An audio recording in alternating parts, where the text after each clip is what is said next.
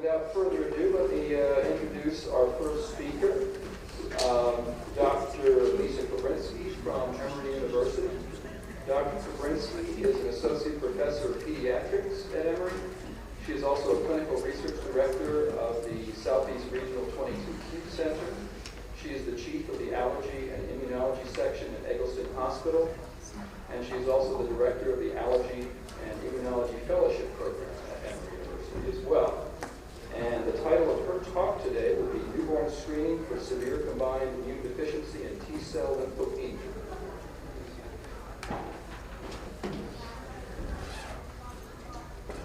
Thank you. I'm really appreciative for this opportunity to come and talk to this community. As you said, I am kind of fill a dual role. I'm a clinician. I take care of patients with primary immunodeficiency, but I also have a master's of public health, and I've been involved in public health strategies for looking at patients with primary immunodeficiency since 2000. And just to say a couple of disclosures real quickly, I do a lot of clinical research, and I receive support from Baxter and from CSL Behring, and I also receive research support from the Emory Children's Center. So what I'm going to talk to you about this morning is why we've making this push for newborn screening for severe combined immune deficiency, and what is the screening test that's being used right now, and what do we do when we have an abnormal screen? And then, in corollary with that, what are some of the other diagnoses that are recognized through this screening test? So the difficulty in any time we introduce a new disease that we're screening for is to inform the community as to what are we screening for? Why are we screening for this disease? And SCID refers to severe combined immune deficiency. Now this is not a single disease, but it's actually a group of disorders. They are all single gene defects. We know the genetic defects in the majority of them. There's still about 10% that are autosomal recessive that we don't know the genetic defects. And the prevalence, which has been published, has been 1 in 50,000 to 1 in 100,000 births. And I'll show you later on that it is indeed more common than this, which is something we've long suspected. Now in Georgia, I've been in Georgia since '94, and I can tell you that we have had 1 or 2 births with babies affected with SCID every single year that I've lived in Georgia. So if the prevalence is more common than this, then we're missing 1 to 2 cases a year. And the thing about this disorder is, although there are different genetic defects, all of these genetic defects result in a profound deficiency in T cells at birth. So these babies are born at term, they look normal, they look fine, but if you look in their blood, they have no T cells. And that's very a key point, because that is the basis for this newborn screening test. So what do these babies look like? Well, as I said, they're born at term, they look like perfectly fine babies, they're not usually IUGR, and in the first couple months of life, everything seems to be going well. But usually around about 3 months of life, they get sick. And sometimes they start to get sick a little bit sooner than that. Some of them will show up with this sort of erythematous, diffuse rash that's all over the body that looks like eczema, but it's not eczema. They can have chronic diarrhea. If they get rotavirus vaccine, which is now given at 2, 4, and 6 months and is a live vaccine, they will have persistent shedding of rotavirus and can indeed become viremic. They get persistent thrush. They can have Candida esophagitis. And they don't tend to grow well because they have malabsorption.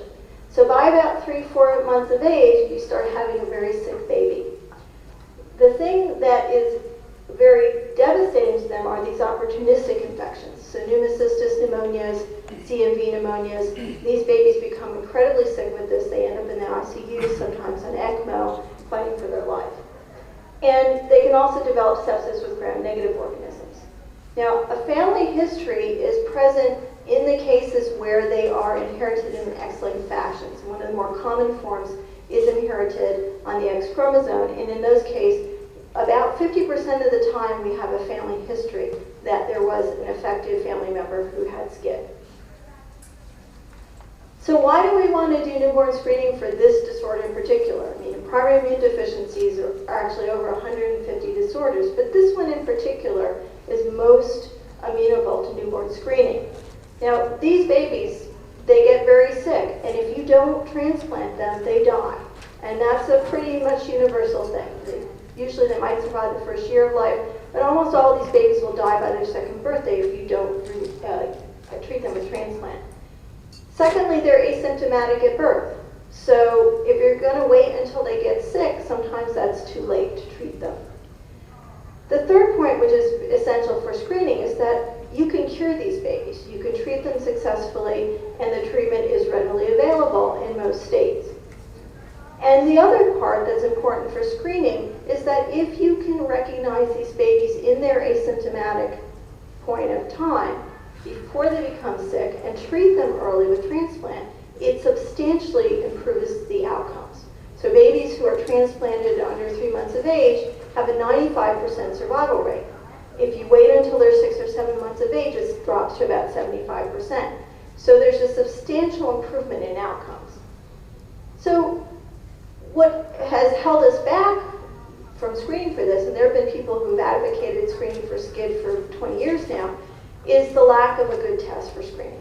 So obviously the test that we use needs to be specific, it needs to be sensitive, it needs to be something that we can do on a high throughput basis, and something preferentially that doesn't require liquid blood, because that's a very problematic thing if you have to get a blood sample from every newborn baby.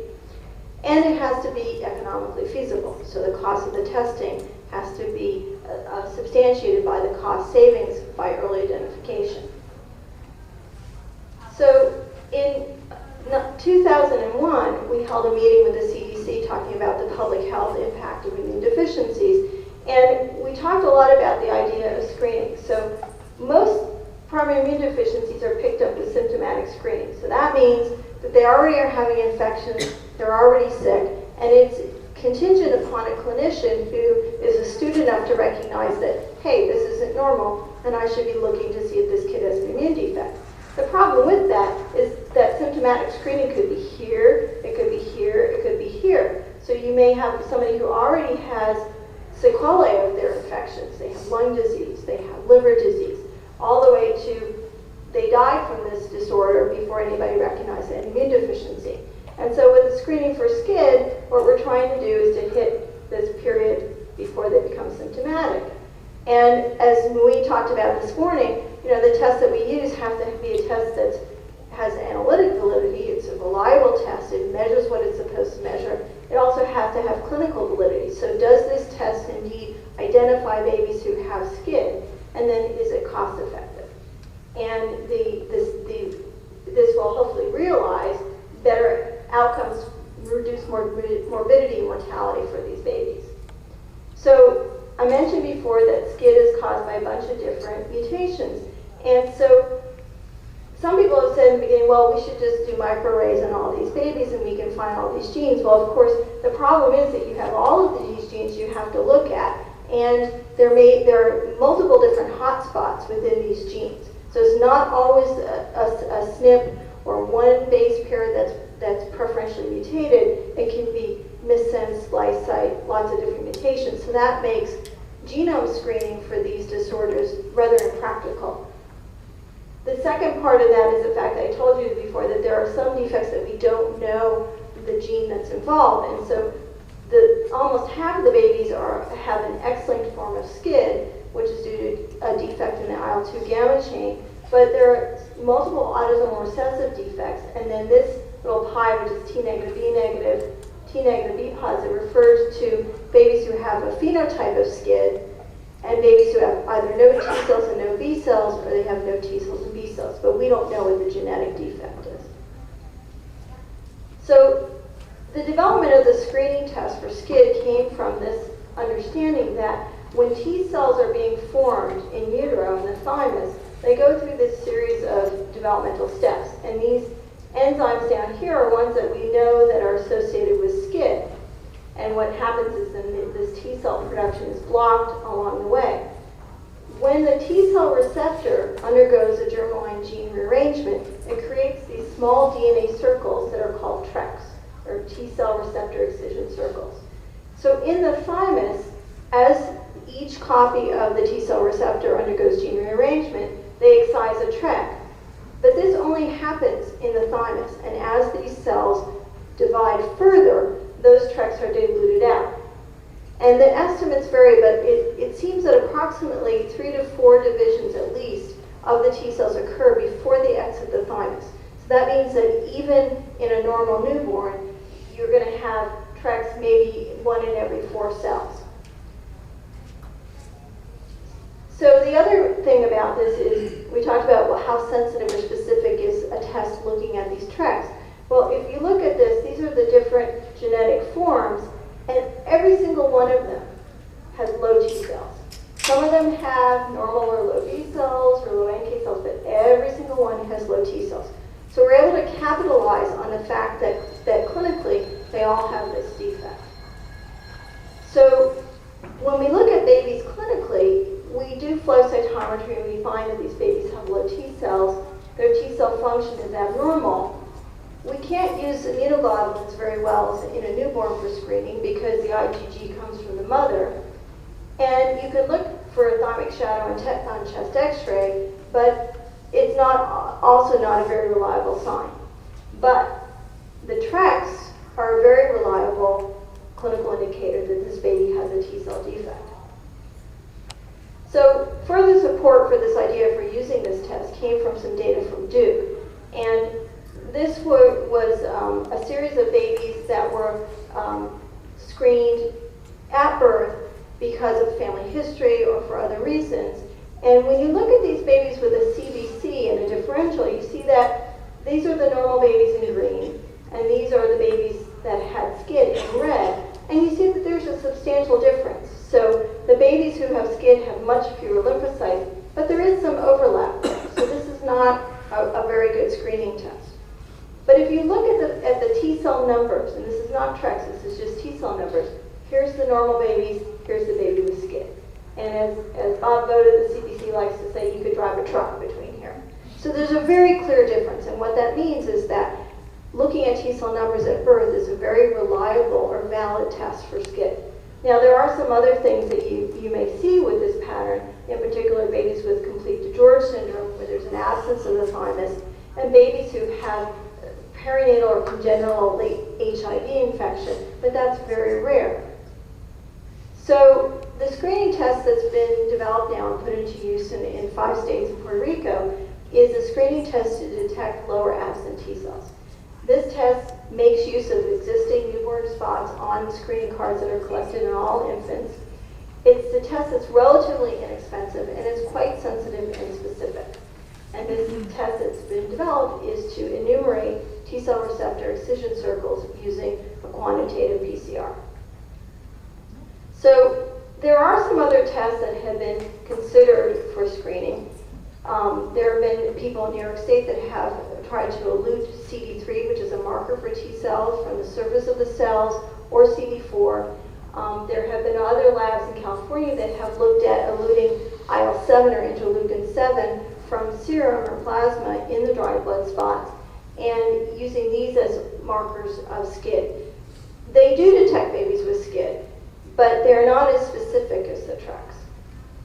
And so the other problem that people have faced is whether or not there's going to be false positives. So if you have babies who have maternal T cells, so in babies with SCID often they will have T cells from the mother that cross the placenta late in pregnancy.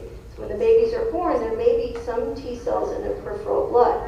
So if you eluted just CD3 or CD4, you might actually see some T cells there. But because these T cells come from the mother, they're very mature T cells and they have very few copies of TREC. So you're still going to see that huge difference in the copy number of TREC between the infant with SCID and a normal infant. So what is a TREC? So a TREC is basically just a loop of DNA that's excised from the germline DNA during this recombination event. And this recombination event occurs in the T cell receptor chains. It occurs actually multiple times because there's an alpha, beta, and delta chains. And it occurs at different stages in T cell development. And so the rearrangement that happens is, you have the variable, the diversity in the joining regions, and they undergo recombination events where they excise out a diversity region, or they join different variable and joining regions together, and this happens in the gamma chain, the delta chain, gamma chain, beta chain, and then the alpha chain. Now, the trek that we're looking at is this delta rec trek, which comes from the TCR delta gene, which is actually within the TCR alpha gene. So the rearrangement that occurs is happening in the thymus. And when the cells go out of the thymus, as I said before, not all of them will have a trek.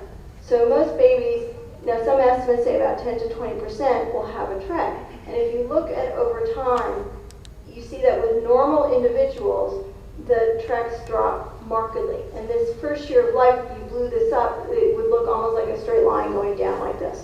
So if you look at a baby who's a year of age, their numbers and copies of treks is already going to be much lower than a newborn. Now this is a rather busy slide, but it's just to show you the progression of these rearrangements. So you have these small rearrangements that occur here where you get very small pieces of DNA that come out as you rearrange the diversity and joining and then the variable and diversity regions. But then this very large segment gets looped out in its entirety, and this is what forms this delta rec. And from a genetic standpoint, what's unique about this is because this is a circle of DNA, when we do the PCR, this is the forward and reverse primers. This actually goes across this signal joint region in a 5' 3' direction, which means that this is actually really 3', 5', because it's a circle. So one of the things about this from an assay standpoint is that you're not going to get a false reading of the germline DNA because it won't read across this whole segment. It can only read this across the signal joint where you actually have it going in two different directions. So how is this assay done? Well, there are, as I said, there are about 5 states doing this assay. Wisconsin, Massachusetts, and California each have their own assay that they use.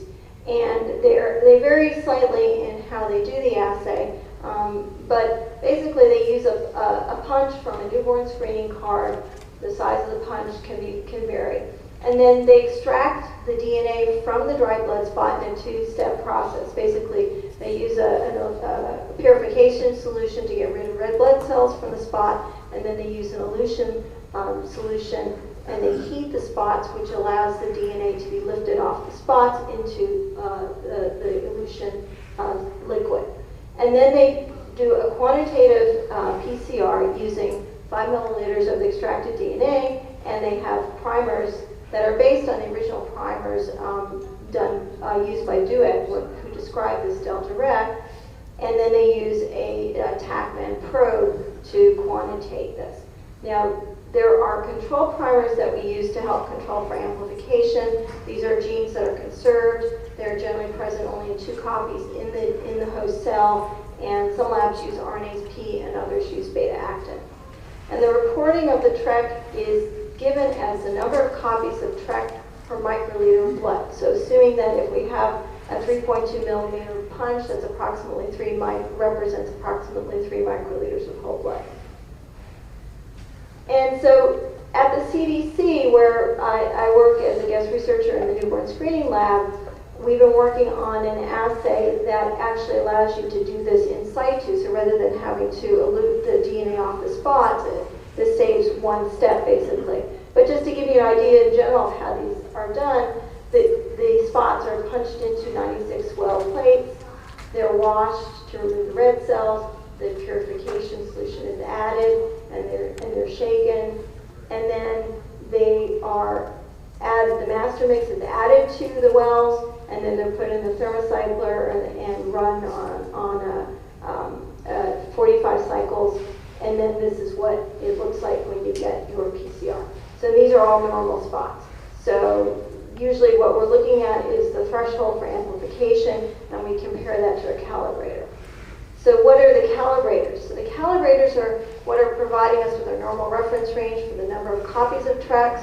There are a couple of different systems in place right now that are being used. The calibrators are based on liquid cells, or cells in liquid rather than spots. So there are the TREC plasmids that have been created, and also in the CDC they have a HeLa cell line that's transfected with TRECs. And these are diluted out, run across a quantitative PCR, and then based on the DNA content in the cells, we calculate the number of TRECs per microliter of blood. And in comparison, we can use this to quantitate our dry blood spots samples in order to provide a number of copies of TRECs per microliter of blood.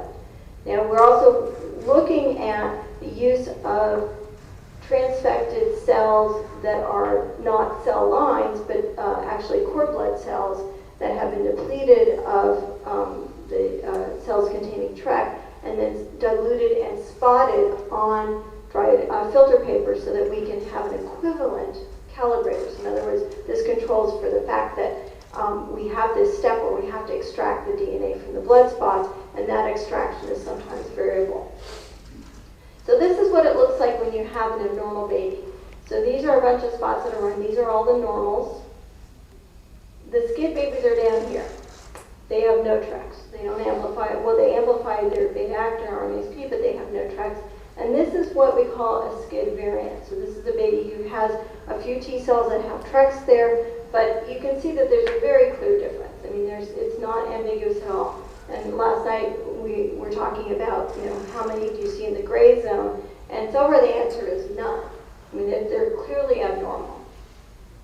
So what happens when you get an abnormal screen?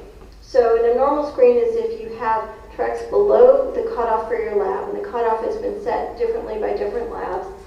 Most labs will then go ahead and repeat the TREC assay either on the existing blood spots that they have with a new punch, or they will actually request a new set of blood spots on that baby or new sample. And if the repeat screen is normal, often they'll do a third test, and if that's normal, then they consider that baby as being normal and no further testing is required. If the repeat screen is abnormal, depending on how they do the assay, they may have to do another step. So in Wisconsin, they only run the TREC. They don't run their beta-actin at the same time. So if the TREC is abnormal, then they have to go back and rerun it with the beta-actin to make sure it wasn't a failure of amplification. Massachusetts does theirs as a multiplex, and they run their RNAsP and their TREC simultaneously. So if both are low, then they know it was an amplification failure and there's an inhibitor, and then they need a new spot.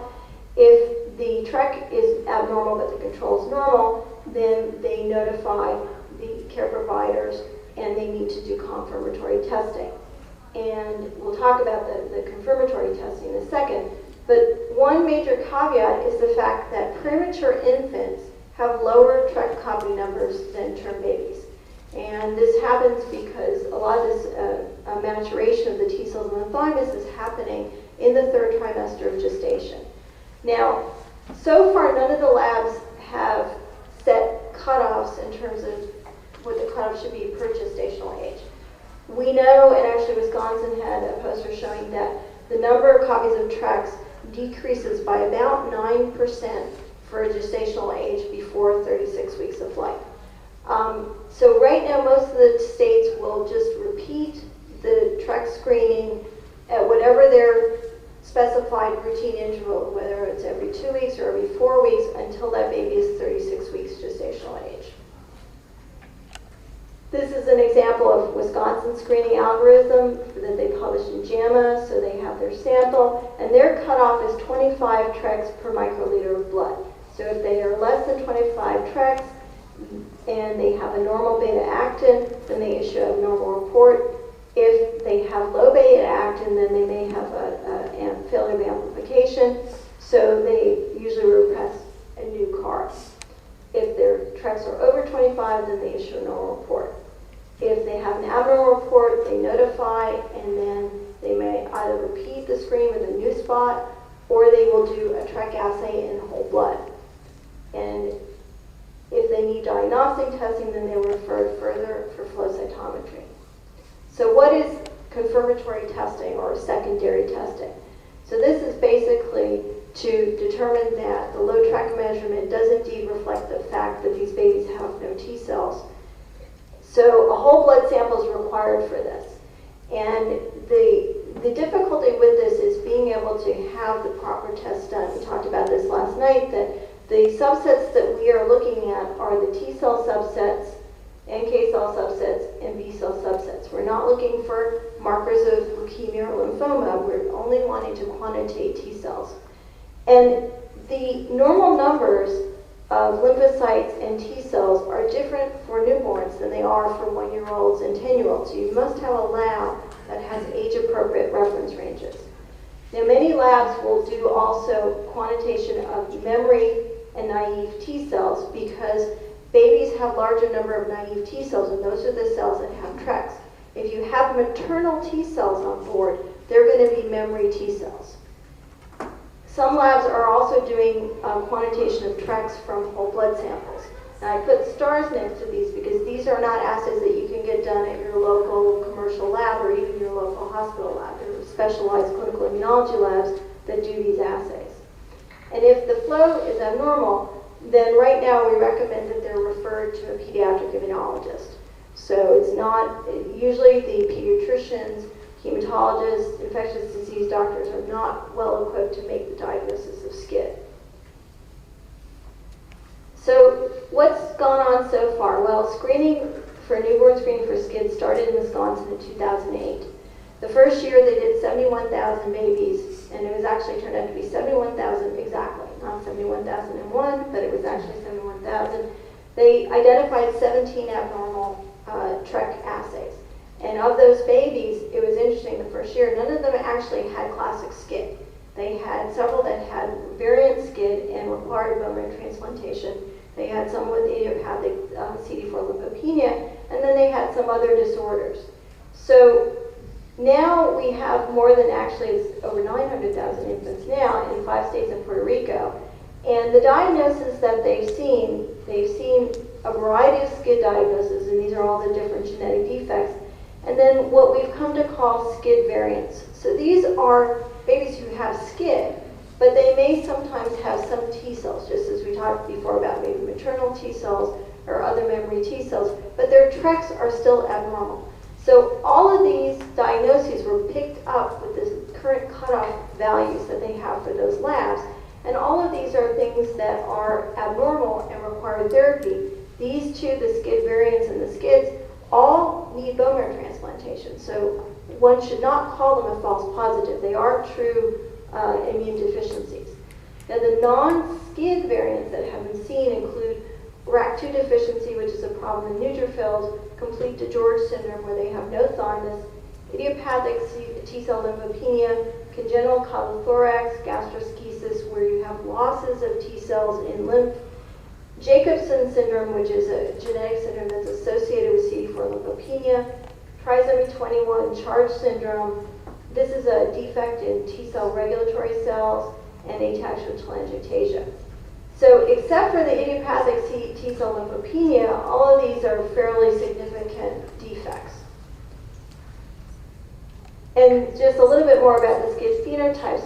So the SCID phenotypes are interesting because they are children who have genetic polymorphisms or mutations in genes that are also known to cause classic SCID, so RAG deficiency, ADA deficiency, but we call these hypomorphic mutations because the expression of these genetic defects does not result in a complete phenotype.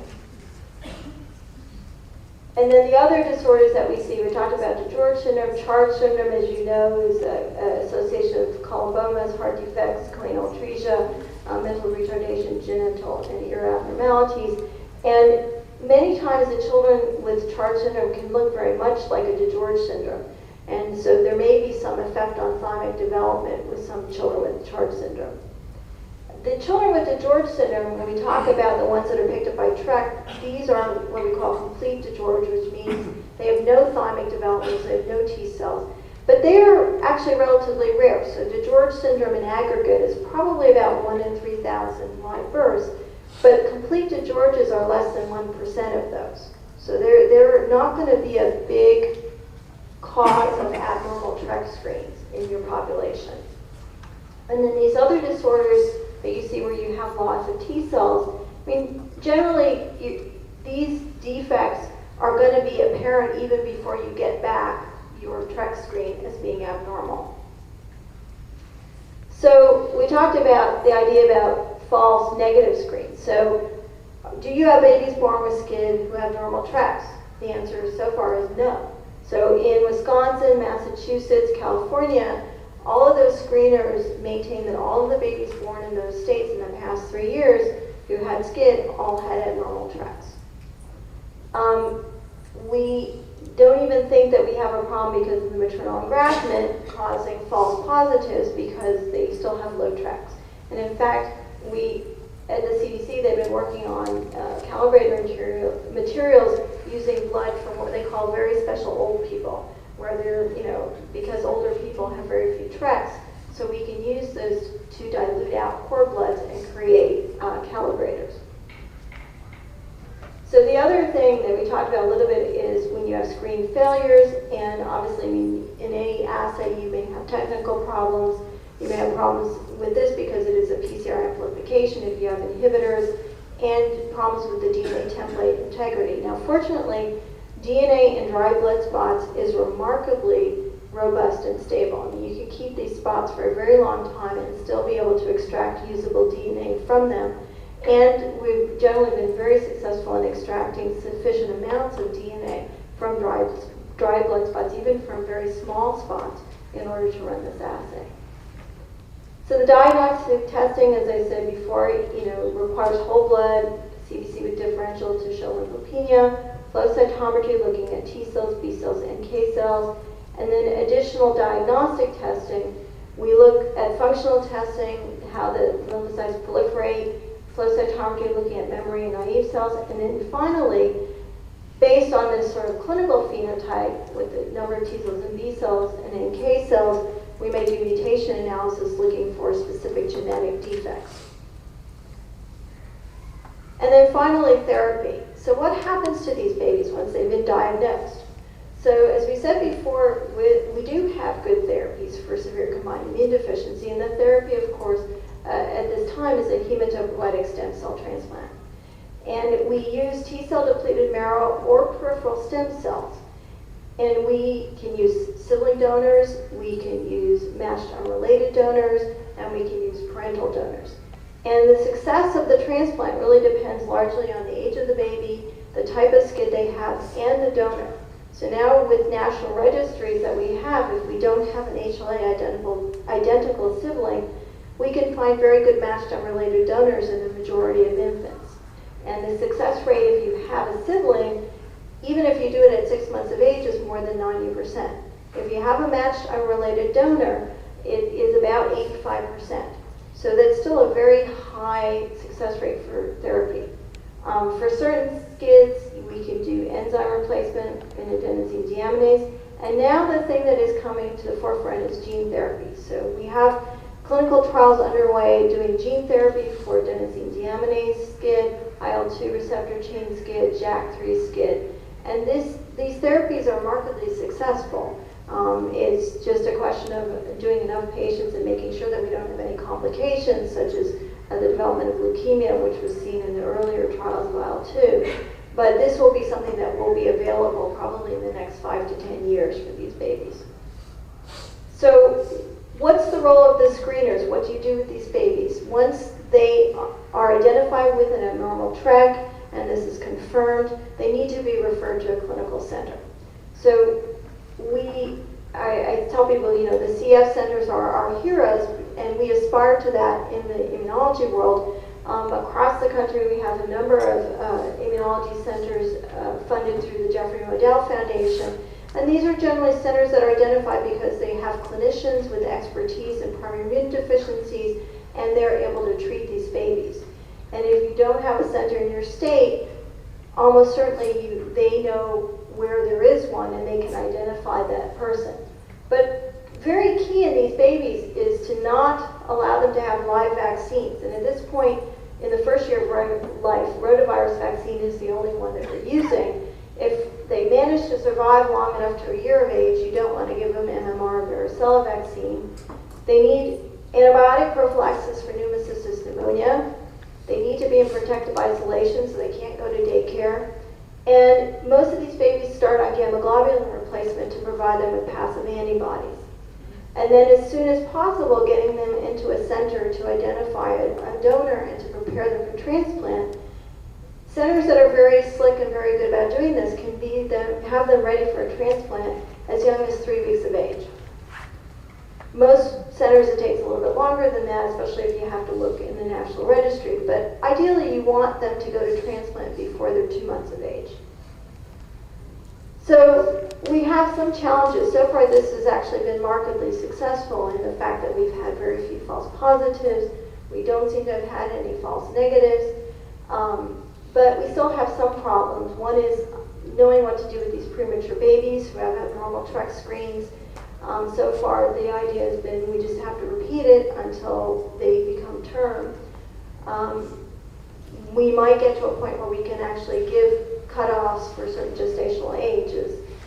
But the biggest problem actually is making sure that everybody understands this test, how it's used, what to do with a positive screen, because this is very unique.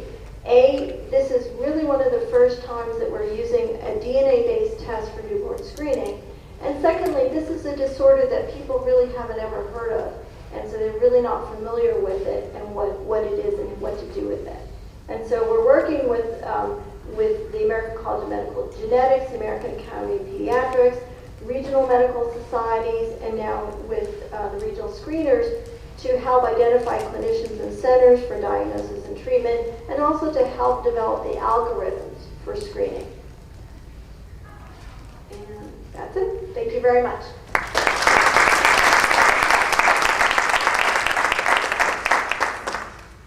Time for a few questions.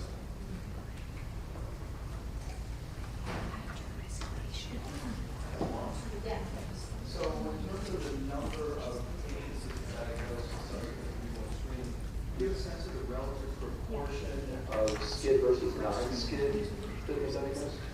So it's been dependent on the state. So I know that within Wisconsin, they have now diagnosed, I want to say the latest was 5 babies with SCID, and this over the past year since 2008. And they've had about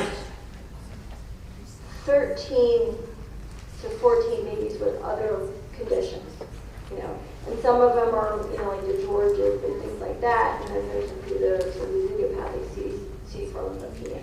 So I think we are seeing, probably more of these non-SCID things than we thought we would, and some things that we didn't anticipate, like Jacobson syndrome.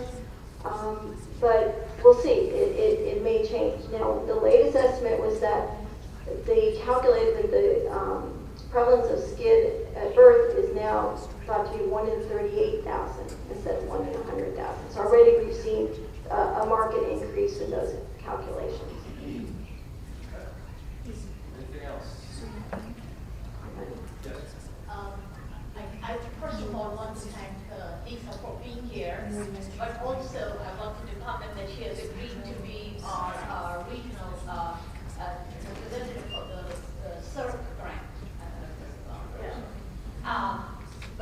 So we will be creating order on the SERGG website for all the national resources she has worked on, and they will be available.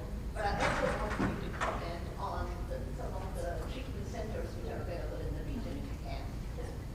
So I've been working with the Department of Immunodeficiency Committee and the American Academy of Allergy and Immunology and trying to help the American College of Medical Genetics. And we had created a large resource listing which goes state by state, identifying clinicians who will care for children with primary immune deficiencies who can help to make the diagnosis for those babies, and then also centers where transplant can be done, and they're not always the same. So most states that have a Jeffrey Modell Center, those centers are capable of doing transplants, but there are not centers in every single state. So we're going to put up this resource list on the SERGG website, and it gives the names of physicians that can be contacted if you have questions about screening in your state or where those babies should go for treatment. And of course, unfortunately, the landscape changes all the time. People move, and programs change. So it has to be borne in mind that these things require constant sort of updating.